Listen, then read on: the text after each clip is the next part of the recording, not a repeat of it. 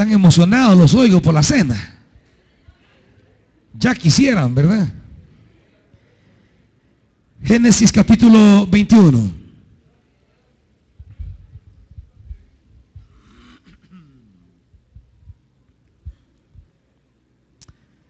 Versículo 1 en adelante. Génesis capítulo 21, del 1 en adelante, dice la Biblia: tal como el Señor lo había dicho, se ocupó de Sara y cumplió con la promesa que le había hecho. Sara quedó embarazada y le dio un hijo a Abraham en su vejez. Esto sucedió en el tiempo anunciado por Dios. Al hijo que Sara le dio, Abraham le puso por nombre Isaac. Cuando su hijo Isaac cumplió 8 días de nacido, Abraham lo circuncidó tal como Dios se lo había ordenado. Abraham tenía ya 100 años cuando nació su hijo Isaac. Sara dijo entonces: Dios me ha hecho reír, y todos los que se enteren de que he tenido un hijo se reirán conmigo. ¿Quién le hubiera dicho a Abraham que Sara amamantaría hijos? Sin embargo, le ha dado un hijo en su vejez. Padre, tomamos esta escritura esta noche a fin de ser consolados, desafiados, retados, exhortados. Tomamos esta palabra a fin de que ella pueda iluminar nuestra vida, porque en medio de las angustias, preocupaciones, amenazas que rodean nuestra vida, nos apresuramos, nos desanimamos, pero henos aquí ante la palabra. Háblanos por medio de tu Santo Espíritu, en el nombre de Jesús. Amén. Siéntense, hermanitos.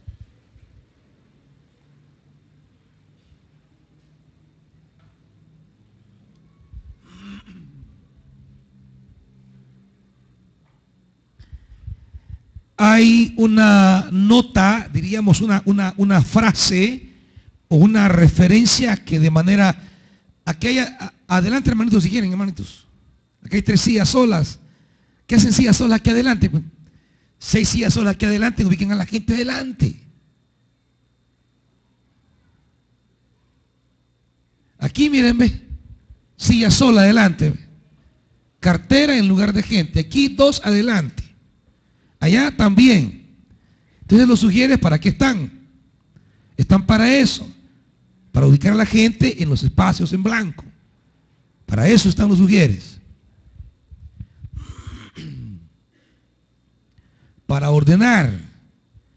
Uno, porque a nadie le gusta irse hasta el centro. El ujier es el que le dice: por favor, métase hasta el fondo. Y así lo va ubicando. Mire que hay una silla, que hay 2, que hay 3. ¿Por qué van a ubicar gente afuera si hay sillas adentro vacías? Nadie debería quedarse afuera si hay sillas todavía vacías adentro. Así que los sugieres, esa es su tarea. ¿Me oyeron? Bien. Volvamos a la escritura. Hay una frase que se repite en estos 7 versículos de manera constante. Versículo 2. Abraham le dio un hijo a Abraham. ¿Cuándo? ¿Cuándo se lo dio? En su vejez. Se lo dio en su vejez. Y vuelve más adelante a hacer esa referencia en el versículo 5, cuando Abraham ya tenía ¿cuántos? 100 años. Y termina diciendo el versículo 7, sin embargo, le ha dado un hijo en... El pasaje en 3 distintos momentos recalca el estado físico de Abraham, recalca una realidad, diríamos, cronológica en Abraham, para resaltar la imposibilidad de que Abraham por sí mismo pudiera llegar a esta experiencia de ser padre. Y qué decir de Sara, que los capítulos anteriores nos harán énfasis en su esterilidad, pero no solo en su esterilidad, nos harán énfasis en su vejez también. Porque no solo había sido una mujer estéril en su juventud, sino que ahora estaba en un periodo de su vida que ya le era imposible. Y el texto deja muy clara la frase cuando dice, ya Sara había dejado de menstruar. Por tanto, no solamente había una imposibilidad física de poder quedar embarazada, sino que un día llegó un tiempo en el que ya, ni aunque hubiera podido, ya no podía tener hijos. Por tanto, el pasaje se encarga de enfatizar la condición humana que hace imposible que se cumpla la promesa de Dios. Y esto es quizás lo primero que quiero como enfatizar esta noche. En la Biblia, cuando Dios nos da una promesa, cuando Dios nos corona de una palabra, Dios siempre nos promete algo que no está al alcance de mis capacidades. Por eso es que es promesa. Porque es una palabra que Dios me otorga, y en esa palabra Dios lleva una promesa en la que yo alcanzaré, en la que yo adquiriré, en la que yo lograré algo o llegaré a una realidad la cual es imposible conforme a mis fuerzas. Por eso es que la palabra cuesta creerse. Por eso es que la promesa cuesta esperarse. Porque cuando vemos nuestra realidad humana, cuando vemos mi realidad, cuando veo mi entorno, cuando me veo al espejo, cuando me veo en la casa, cuando veo el negocio, cuando veo el trabajo, digo, es imposible. Pero por eso es que una palabra de Dios es promesa. Porque para que sea promesa, la primera condición que debe reunir es que eso que Dios me ha prometido es imposible para mí. Yo no lo puedo alcanzar. Yo no lo puedo lograr. Yo no lo puedo obtener. Yo no puedo llegar allí. No hay manera humana de cómo yo pueda alcanzar eso que Dios me está prometiendo. Por tanto, cuando nos encontramos ante una promesa, estamos ante un imposible. Es lo primero que debe usted comprender. Pero para entender esto de la promesa, diríamos que vivir bajo una promesa es la esencia de ser cristiano. Quiero que esta noche me comprendan a la luz de la palabra esta verdad bíblica.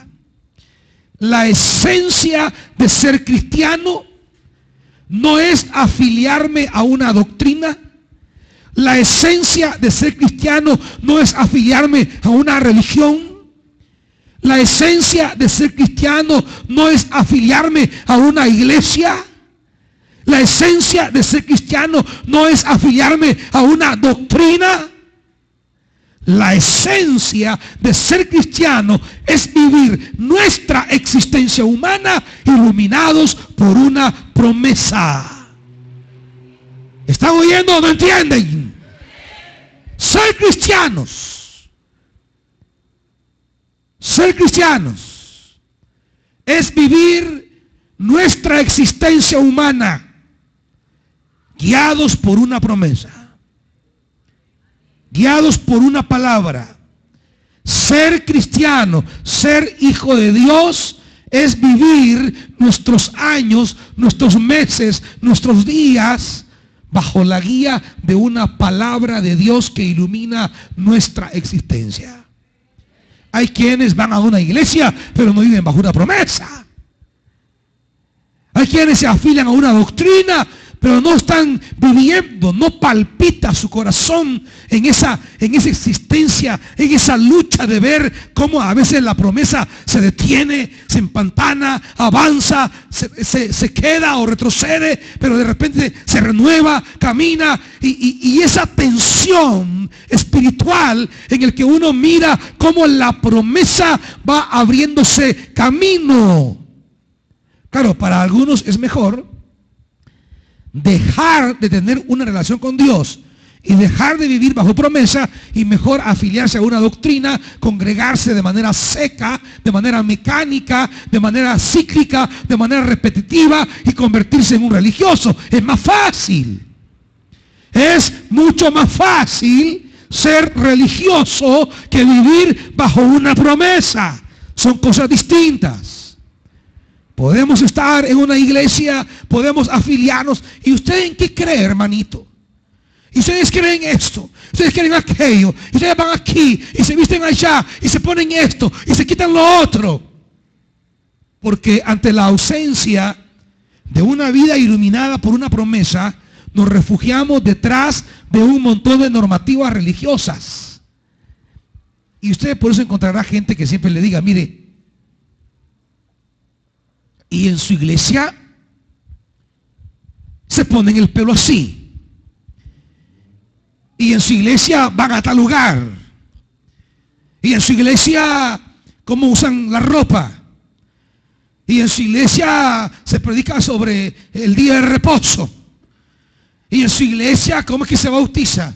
Y en su iglesia aquí, una cantidad de preguntas que van orientadas a doctrinas, organizaciones, formas. Y yo sigo diciendo, lo que predicamos aquí y lo que aquí nos importa no es su pelo, ni sus zapatos, ni su ropa. Lo que aquí nos importa es el evangelio, porque el evangelio es poder de Dios para salvación. Lo que aquí nos importa es que usted entre en una relación con Dios por medio del Espíritu. Lo que aquí nos interesa no es sumergirlo en un mar de doctrinas confusas. Nos interesa que se meta en este libro, que sea lector de este libro desde Génesis hasta Apocalipsis. Que se meta en esta palabra y que el Espíritu le hable, le ilumine, y mientras usted camina con el Espíritu, mientras ora, mientras ayuna, mientras predica, mientras evangeliza, se deje llenar del Espíritu. Oiga palabra que le da el Espíritu. Yo haré de ti esto, yo te pondré esto, yo te levantaré, tú llegarás a esto, y que bajo esa palabra usted viva su vida. Eso es lo que al evangelio le importa. No estar peleando por estupideces religiosas. Estar peleando por tonteras religiosas. Ante la incapacidad de poder vivir bajo una palabra, la religión se encarga de llenarnos de un montón de tonteras en la cabeza que no sirven de nada de cara a vivir nuestra existencia. Dios no nos ha llamado a ser buenos religiosos, nos ha llamado a vivir una vida plena en Cristo Jesús. Dios no nos ha llamado a afiliarnos a una religión, nos ha llamado a vivir una vida plena de Dios, llena de Dios, una vida en la que Dios y usted disfruten de esa relación íntima y que esa relación desencadena un potencial de bendición para su vida y para la vida de otros a través de usted. Eso es el evangelio. El evangelio es la persona misma de Jesús, en quien Dios nos trae una palabra, una promesa, y esa promesa trae vida, vida en abundancia, trae esperanza, trae vida eterna, trae bendición, trae plenitud, trae sanidad, trae liberación. Jesús dijo, el Espíritu de Jehová está sobre mí, por tanto me ha enviado, Y no dice a enseñar sobre doctrinas o días o costumbres. Me ha enviado para predicar el evangelio a los pobres, a sanar a los quebrantados de corazón, a predicar libertad a los cautivos. El evangelio no se mide por la forma racional en que se explica en un párrafo de un libro. El evangelio se mide por su fuerza eficaz de transformar la vida del ser humano y darle sobre él la plenitud de Dios. Es lo que él vino. Él no vino a enganchar a la gente al judaísmo. Él no vino a enganchar a la gente al cristianismo. Él no vino a enganchar a la gente con alguna iglesia o denominación. Él vino a enganchar, a amarrar la vida del hombre con Dios. Más nada. Abraham es, por eso llamado el padre de la fe, porque él nos marca un camino no religioso, un camino de fe, un camino en que su vida es poseída por una palabra. Vea el capítulo 12, donde todo esto arranca.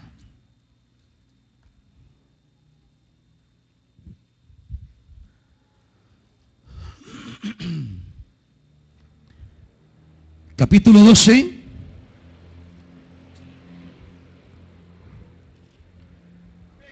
Versículo 1.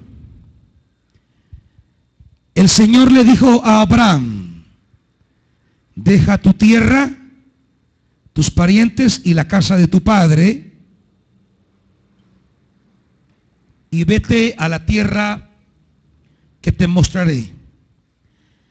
Haré de ti una nación grande y te bendeciré.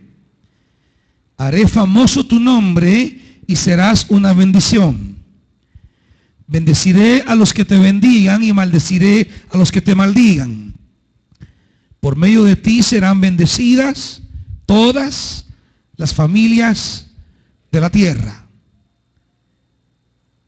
Abraham estaba en su tierra natal, allí viviendo su existencia humana natural, allí en medio de los quehaceres con Sara, con Lot su sobrino, con Taré su padre, con el entorno de amistades, de vecinos. Abraham era un hombre establecido en una determinada manera de vivir.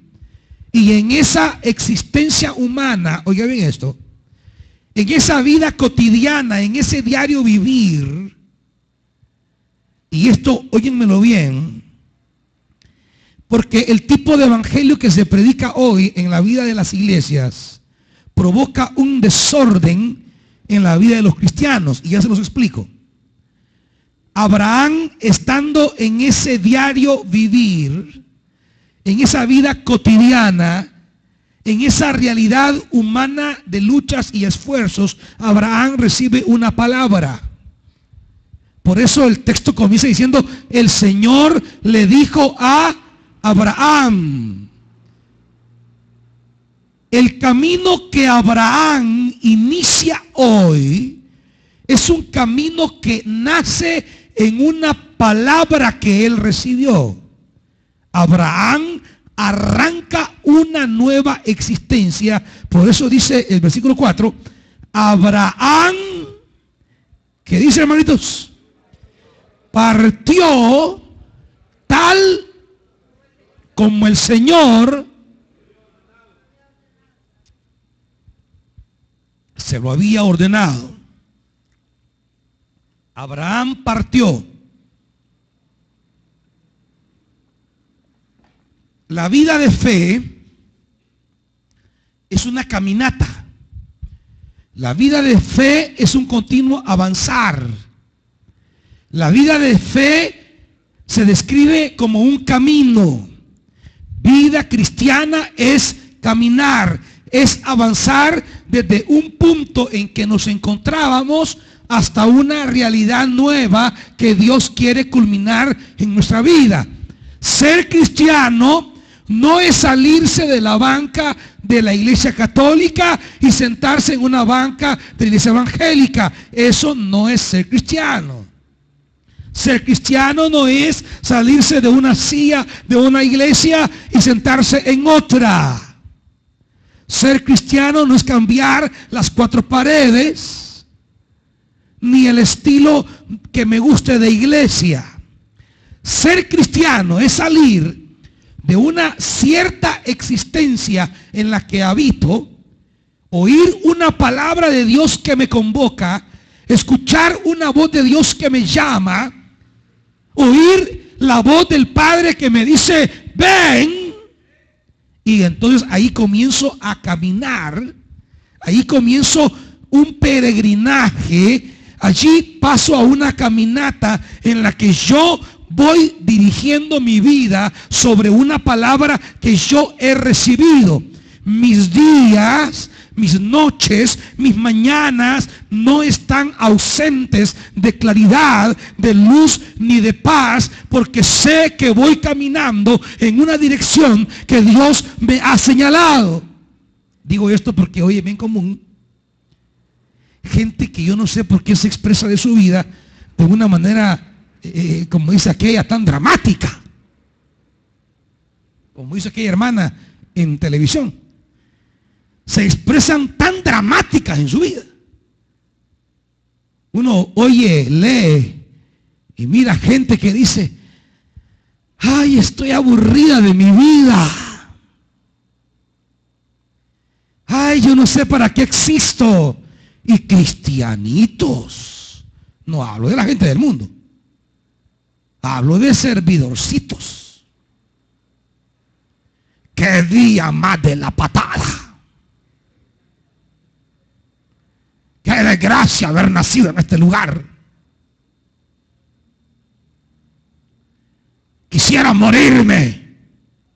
Yo digo, ¿y esta gente qué vida, qué existencia tienen que les lleva a hacer este tipo de afirmaciones? ¿Qué tipo entonces de realidad espiritual están viviendo que les lleva a vivir en una perspectiva de lamento, de fracaso, de desdicha? Miren, amados hermanos, cuando nuestra vida camina guiado por una palabra, cuando iniciamos un nuevo sendero, cuando empezamos a caminar sobre la base de una palabra que he recibido, aunque se ponga terrible en mi alrededor, la palabra que he recibido siempre despertará esperanza en nosotros. Pero ¿saben cuál es el problema? Que a veces iniciamos la vida cristiana, pero no nos alimenta una palabra, no nos guía una palabra, no nos sostiene una palabra, no nos empuja una palabra. Miren lo que dice Romanos. Romanos capítulo 4.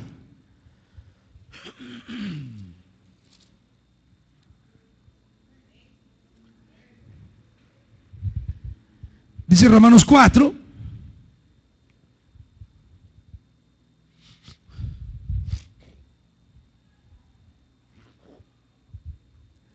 Versículo 17. Delante de Dios, tal como está escrito, te he confirmado como padre de muchas naciones. Así que Abraham creyó en el Dios que da vida a los muertos y que llama las cosas que no son como si ya existieran. Contra toda esperanza, oiga eso, por eso el pasaje enfatizaba 3 veces la vejez de Abraham. Abraham ya estaba viejo, ya tenía 100 años. Abraham contra toda esperanza. Abraham creyó y esperó. Y de este modo llegó a ser padre de muchas naciones. Tal como se le había dicho, así de numerosa será tu descendencia. 19. Su fe, ¿qué, hermanitos? Su fe no flaqueó, aunque reconocía que su cuerpo estaba como muerto, pues ya tenía unos 100 años, y que también estaba muerta la matriz de Sara. Su cuerpo ya como muerto. La matriz de Sara ya muerta. Pero dice que aunque reconocía que su cuerpo estaba como muerto y la matriz de Sara estaba muerta, su fe no flaqueó. Su fe no flaqueó. Porque él vivía bajo una promesa del Altísimo. No amaneció un día Abraham escribiendo ahí en el Facebook: ¡ay, qué día más horrible!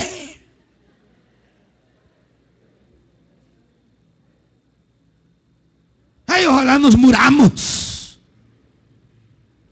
¡Qué desgracia de vida! No. Porque su existencia humana, sus días, sus semanas, sus meses, estaban animados por una palabra que había recibido. Aun cuando su realidad, oiga esto, aun cuando su realidad gritaba a voz en cuello, aun cuando su cuerpo le decía: Abraham está viejo. Se sentaba y ya no se podía levantar porque las rodillas no le daban. Bajaba unas pequeñas gradas y ya no las podía subir. Su cuerpo le decía: está viejo. Y tu mujer, mírala, ya es una pasita ya.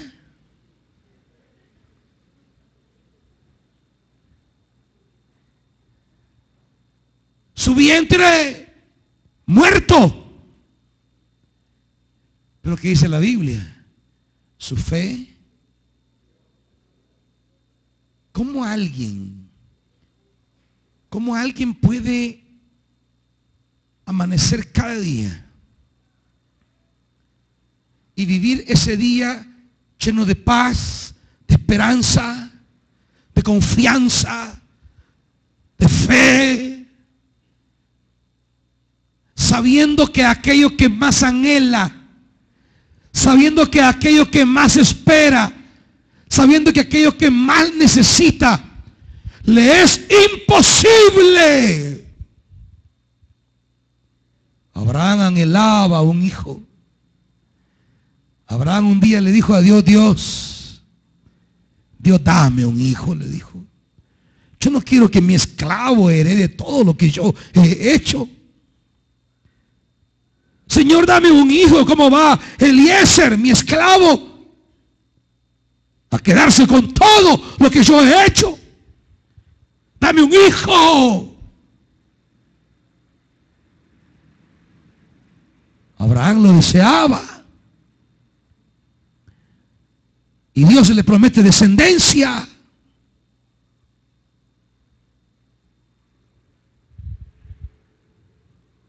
Dice, sigamos en Romanos 4. Aun cuando ya tenía unos 100 años y también estaba muerta la matriz de Sara. Vea el versículo 20 y subráyelo, hermanito. Ante la promesa de Dios, ¿qué dice la Biblia? No vaciló como un incrédulo, sino que se reafirmó en su fe y dio gloria a Dios, plenamente convencido de que Dios tenía poder para cumplir lo que había prometido. ¡Aleluya! Plenamente convencido.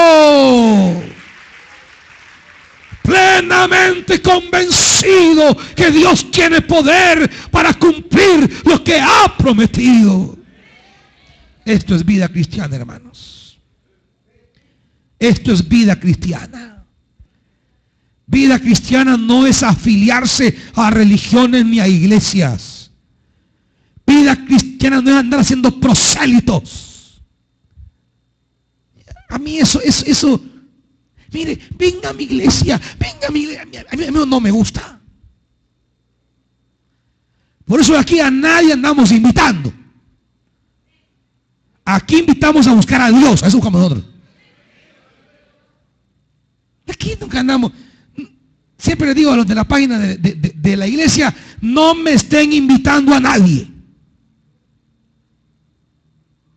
Porque Dios a nadie invita. Dios llama a seguir a Jesucristo. Dios convoca, no anda invitando.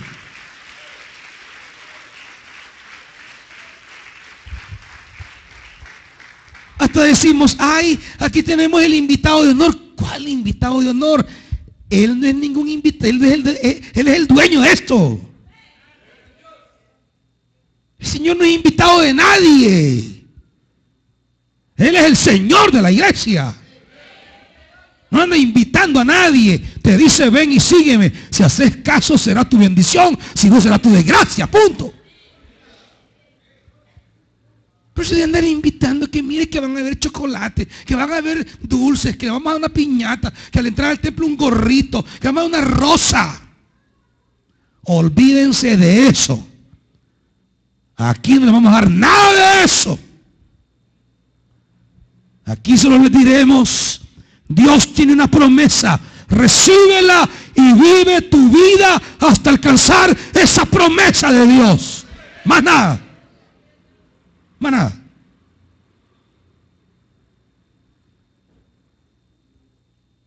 Abraham tenía esta convicción profunda. Se miraba a él y decía, por gusto. ¿De dónde tela si no hay arañas? ¿De dónde tendré un hijo? Si ya por gusto yo. Miraba a su mujercita, y esta es peor.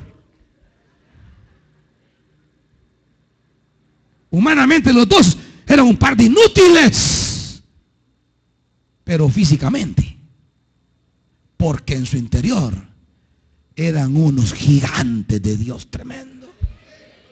Su cuerpo decía, Abraham, es imposible, esa promesa no se va a realizar. Y la matriz de Sara gritaba, es mentira, esta promesa jamás anidará. Este vientre jamás anidará un hijo.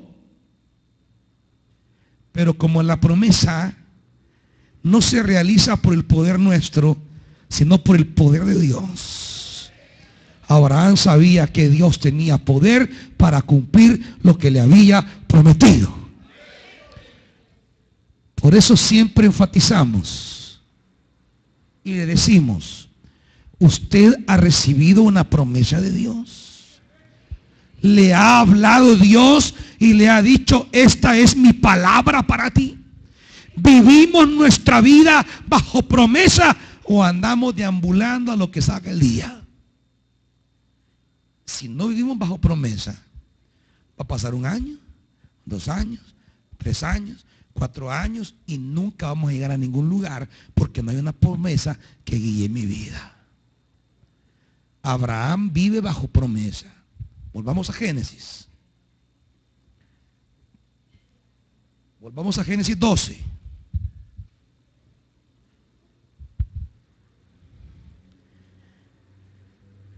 Cuando Abraham recibió la promesa, yo haré todo en futuro. Haré de ti una nación. Yo te daré una tierra. Y Abraham, versículo 4, sin andar discutiendo mucho, le creyó a Dios. Y comenzó a caminar tal como el Señor se lo había ordenado. Esto es vida cristiana. Comenzar a caminar bajo una promesa. ¿Y usted qué es? Bautista, pentecostal, centroamericano, nazareno. ¿Qué es usted? Mire, yo no sé qué me quiere decir usted. Lo que yo le voy a decir que soy un hombre que ha empezado una vida cristiana siguiendo una promesa de Dios a mi vida. Punto. Eso debe responder usted, hermanito. Porque allá afuera hay gente que acostumbrada a la religiosidad, lo enchibola en un montón de locuras que son inservibles para alcanzar una vida plena. Son discusiones tontas como las que tenían los fariseos en la época de Jesús. Ninguna relevancia para alcanzar la promesa de Dios. Aquí en el versículo 4, Abraham comienza a caminar. Lot se fue con él.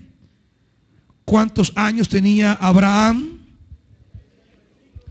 75 años cuando empezó a caminar. Cuando recibió la promesa. Tenía 75 años. Y hubo momentos en que él se sintió un poco así como su humanidad a veces flaqueaba, en el sentido de que pasaba 1 año, 2 años, 3 años, 4 años, y miraba a su señora cada vez más ancianita y se miraba a él cada vez más viejito. Pero dice más adelante,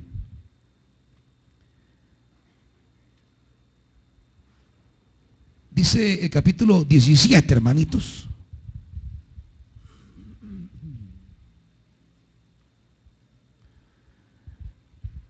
Capítulo 17, versículo 1.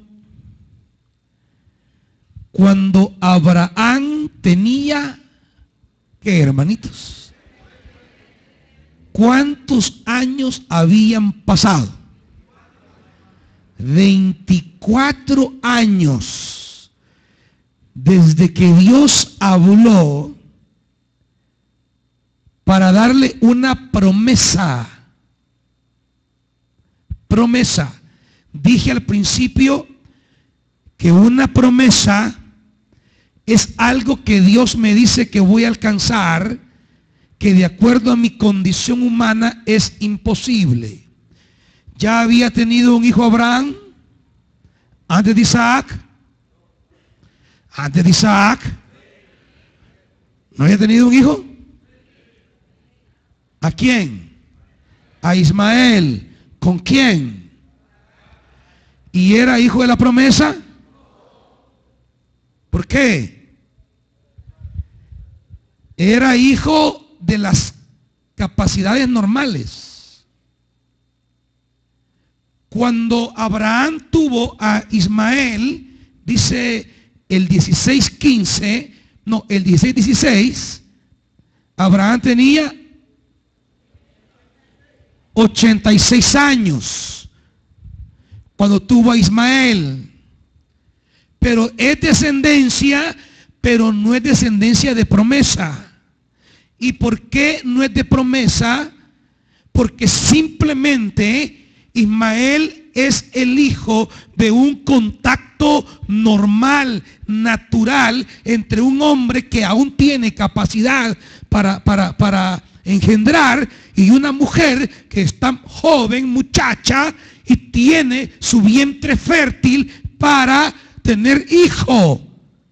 Aunque Ismael era descendiente de Abraham, y también Dios lo bendeciría y haría de él una gran nación, sin embargo, Ismael no era el hijo de la promesa, era el hijo de sus capacidades.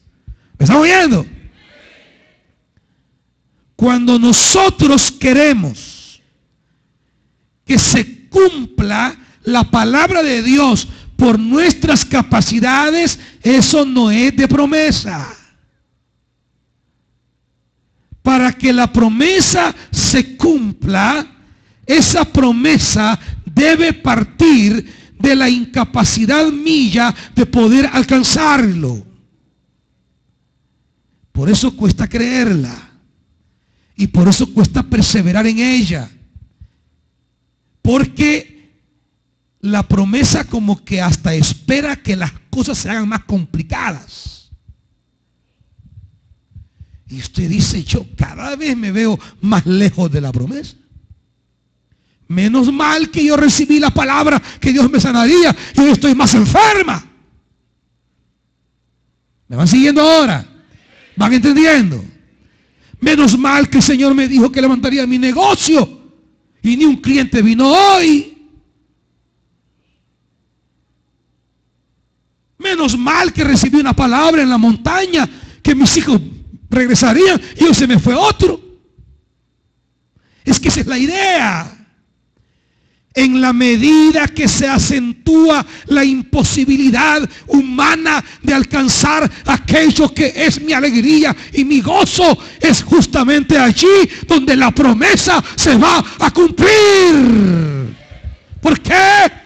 Porque poderoso es Dios para cumplir lo que Él promete. Pero cuando dijimos, regresará tu hijo, y otro se me fue, y decimos, no, pues no, es mentira. Pues no, eso no era cierto. Pues no, quizás fue una ilusión. Pues no, quizás me mintieron. ¿Por qué? Porque vemos que a medida pasa el tiempo, en lugar de acercarme a la promesa, me veo más lejos de la promesa. Es que esto es justamente la dinámica de la fe.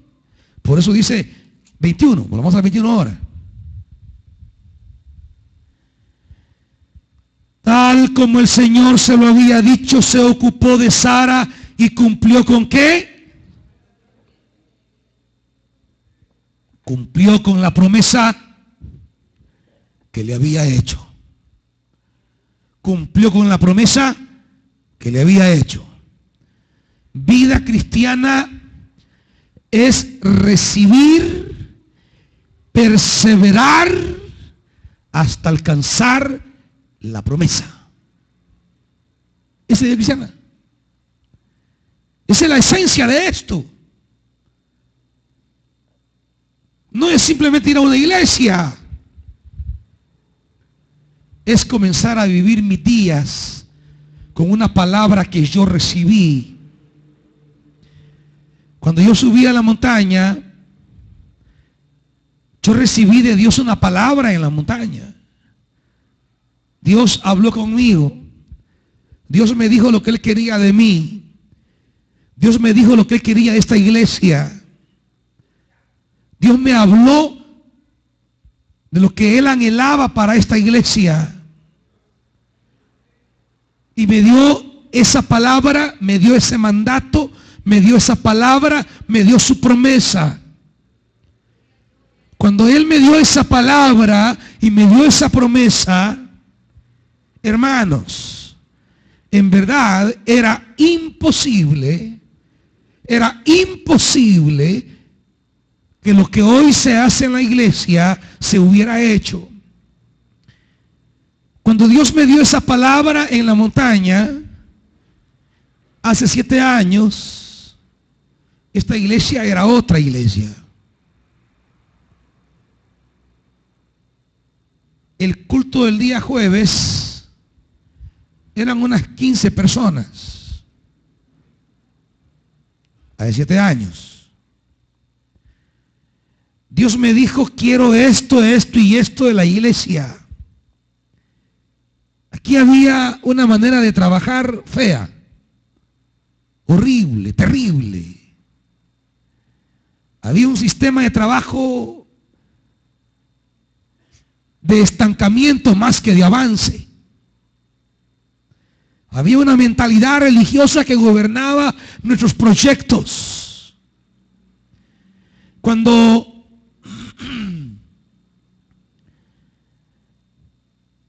Dios me dio esa palabra y me dio su promesa, yo sabía que eso era imposible, Que cuando comenzara yo a decir lo que Dios me había dicho, me iban a echar, me iban a sacar. No había la más mínima garantía humana que lo que Dios quería se hiciera en este lugar, no había. Pero ese día yo recibí esa palabra, me tomé de su promesa, me aferré a esa promesa, y aunque los días que vinieron fueron días difíciles, meses difíciles, conflictos, críticas y una cantidad de situaciones que se dieron en torno a lo que Dios me había mandado a hacer, yo me aferré a esa promesa. No tenía más nada que esa promesa. No tenía garantía de nada con nadie. Porque en la hora de la oscuridad, muchos que aún son los más íntimos suyos le van a dar la espalda.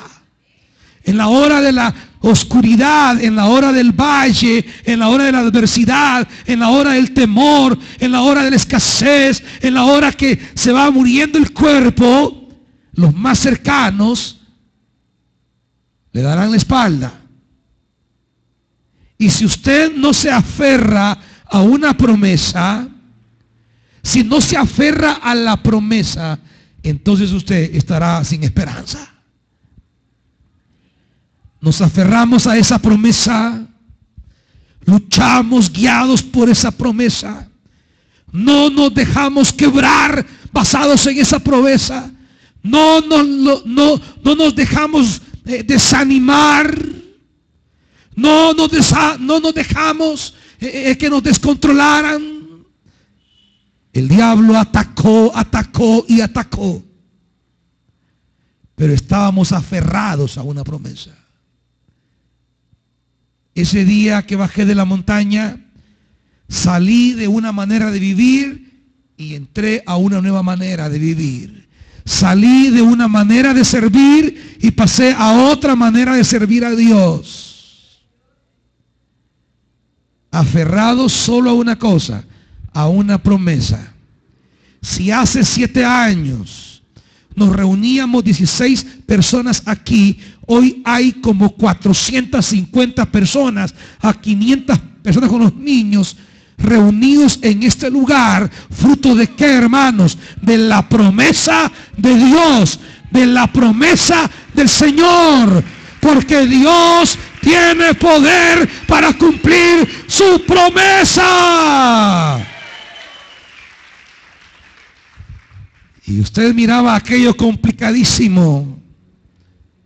Los años pasaban, Abraham envejecía, los años pasaban, Sara se complicaba, pero Abraham estaba tomado de la promesa, no porque él creyera que la promesa se cumpliría por su capacidad física o por la juventud de Sara. Él sabía que la promesa se cumpliría porque Dios tiene poder, porque Dios tiene poder.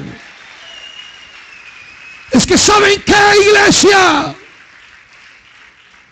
No nos hemos metido con una religión, no nos hemos metido con una iglesia, nos hemos metido con el Dios del cielo, y Él es el mismo ayer, hoy y por siempre. Él es el Dios de Abraham, de Isaac y de Jacob. Él no cambia. Por eso en esta iglesia no les enseñamos tonteras de religiones, sino al Dios de la vida que tiene poder, y le decimos: aférrese a ese Dios, siga a ese Dios, ame a ese Dios, sirva a ese Dios, porque ese Dios tiene poder para cumplir lo que Él promete. ¡Aleluya! Ese es nuestro Dios. Un día Dios visitó, dice la Biblia, a Sara. Un día Dios tocó. Aquí vengo. ¿Cómo? Aquí vengo. ¿Y a qué? A cumplir la promesa. Pero Señor, si yo ya mis pechos, ¿cómo voy a dar de amamantar? Este puro pellejito. 90 años. ¿Qué leche saldría de sus pechos? Por eso Sara dice: ¿quién le hubiera dicho a Abraham? ¿Quién le hubiera dicho a Abraham que Sara, su mujer, amamantaría hijos? ¿Quién le hubiera dicho a Abraham que esos pechos secos, caídos, aplastados, los puros pellejitos, se iban a levantar para dar de mamar a su hijo. Aquí vengo. Señor, pero ¿y yo de dónde? Es que ¿quién te ha dicho, le dijo el Señor, que es por tu capacidad que voy a cumplir la promesa? Pero Señor, si mi marido, ya, más que ni Viagra había en aquella época. Señor, si mi marido, ¿y quién te ha dicho que la edad de Abraham va a definir mi promesa? Si Dios tiene que levantar ese cuerpo, tiene que rejuvenecer esa matriz, reavivar esos pechos, reanimar el cuerpo de Abraham para que se cumpla la promesa, lo va a hacer. Porque Él tiene poder para cumplir lo que promete.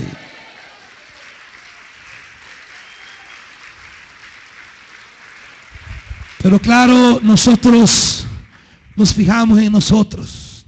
Señor, pero ¿cómo va a ser posible? Mira cómo estoy. Señor, pero ¿cómo va a ser posible? Mira a mi marido. Señor, pero ¿cómo va a ser posible si mira a mis hijos? Si mira la competencia, si mira a mis enemigos, si mira aquí, si mira allá. ¿Y quién le ha dicho a usted que se ponga a ver la gente? Porque como que para que se cumpla la promesa, tiene que ver a la gente. Lo que Dios le dice a usted, mírame a mí, porque el que te prometí fui yo, no tu marido, no tu mujer, no tu vecino, no tu enemigo, no tu proveedor. El que dio la palabra fui yo y yo la cumpliré. Amén.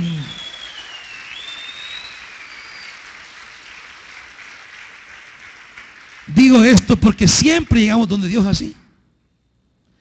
Es que mira, Señor, el hermano lo que me dijo.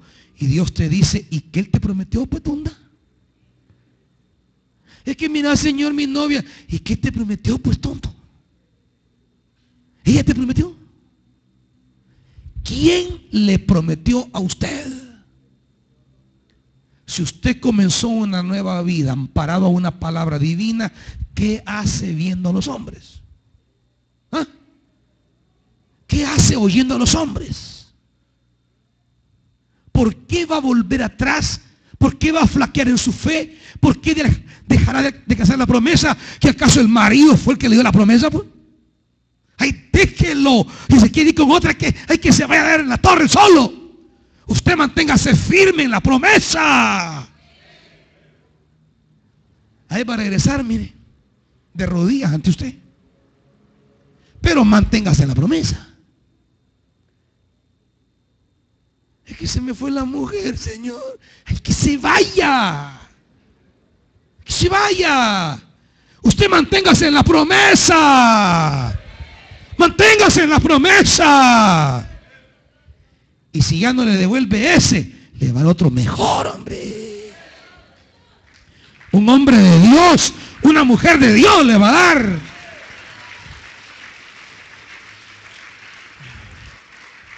No un inútil, no una impía.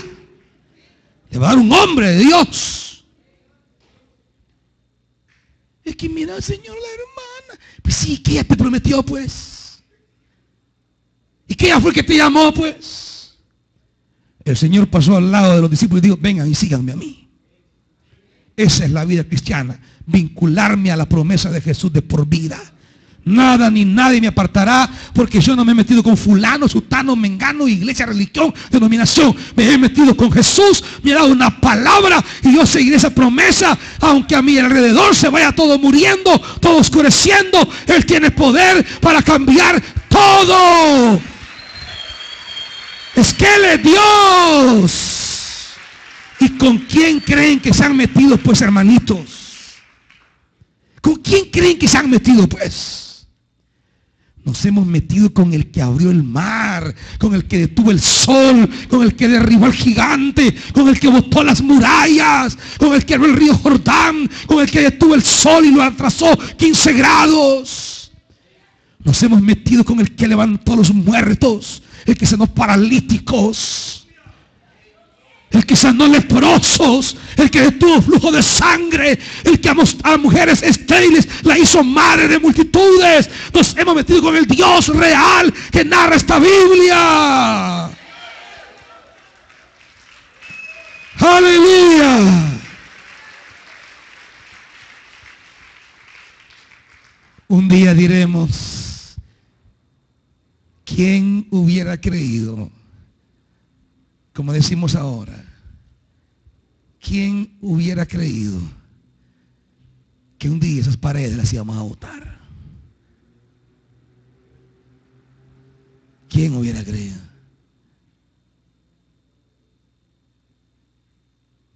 Estaban todas estas paredes aquí cerradas. Un grupito de 15 personas aquí el día jueves.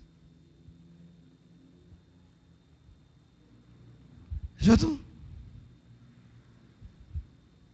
¿Y quién hubiera creído? Esa es la promesa.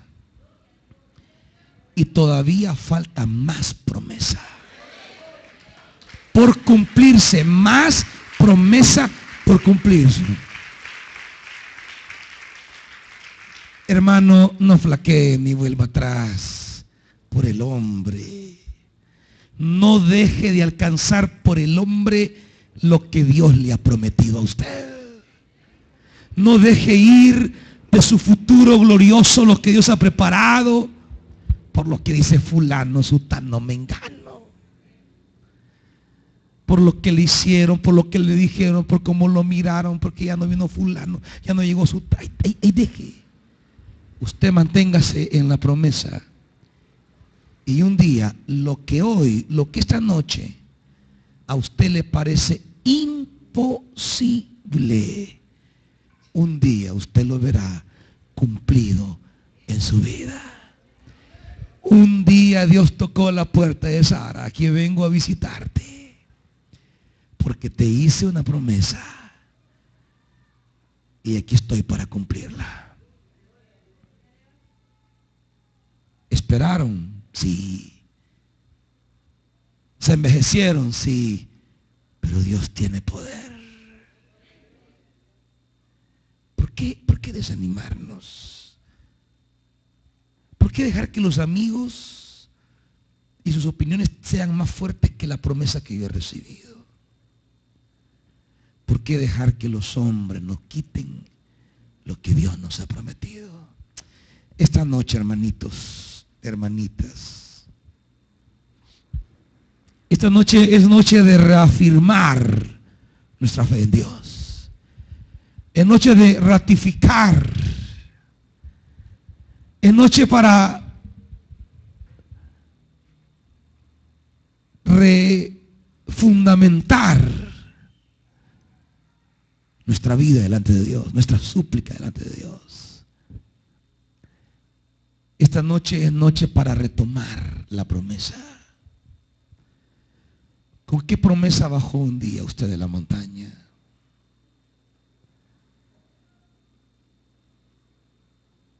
¿Por qué se apagó esa promesa? ¿Por qué flaqueó ante esa promesa?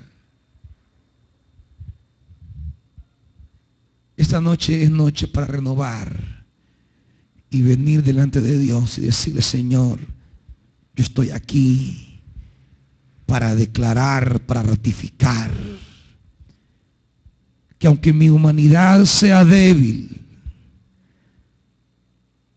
frágil, vengo a declarar que tu palabra es fiel y que tú tienes poder para cumplir lo que has prometido. Estoy aquí, dígale, para declarar tu poder en mi vida. Venga esta noche el Señor. Venga esta noche delante de Él. Venga esta noche a su presencia y dígale: Señor, yo me siento como Abraham, cada día más complicado, más distante de la promesa. Pero esta noche yo renuevo mi fe inquebrantable en tu promesa. esta noche estoy aquí, dígale. Porque tu promesa, yo la creo, dígale. Yo creo tu palabra. Yo creo tu promesa.